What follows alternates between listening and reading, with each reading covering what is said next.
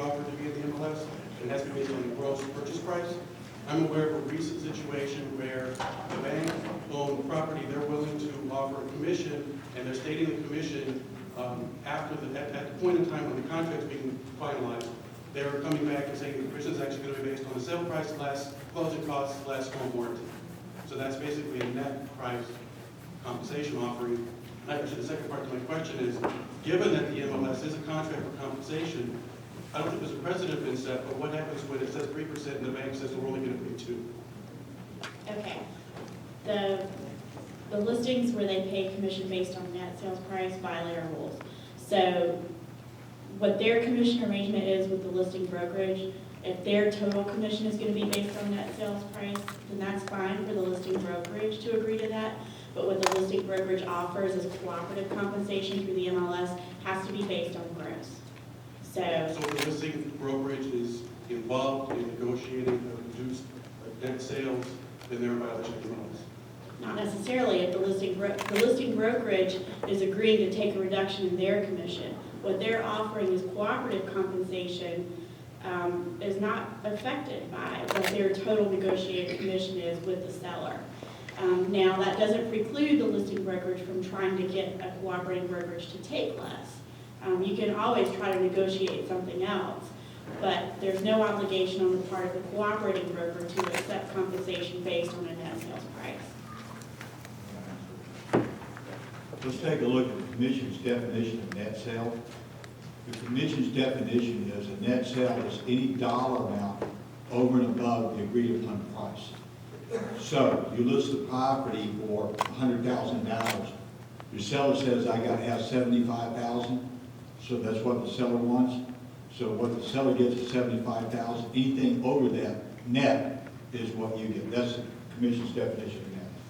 So that's where you're not allowed to do the net sales tax. Right. So Okay, what you're talking about, I use the real estate.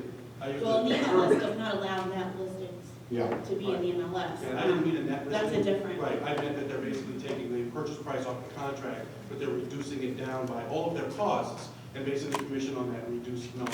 right. Or trying. Did I answer your second question? No, the second question was banks renegotiating the commission. Once it's in the MLS at 3% for the buyer's agent, we bring the buyer to the table, and now the bank is starting to negotiate commission. My understanding is, the commission's not supposed to be negotiated in conjunction with the contract. That seems to me to be a bit of a violation or a conflict. Well, it's the same answer. If the listing brokerage chooses to accept a different commission than what was originally agreed to in the listing agreement, the listing brokerage can do that. But there's no obligation on the part of the cooperating brokerage to accept a reduction in their commission unless that's something they agree to. Thank you.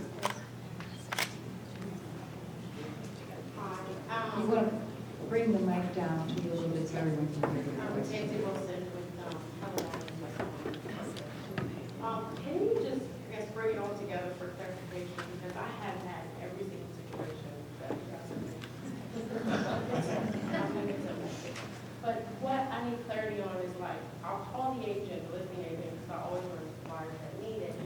And what I don't understand is, like, I'll ask the agent, okay, so what are the terms, just to try to base something off of, so I can tell the buyer, but it's just like everything is just up in the air. I mean, so are you saying that the listing agent should actually come to terms with the seller, and say, and you don't this, and then I'll take the deal to have something off of?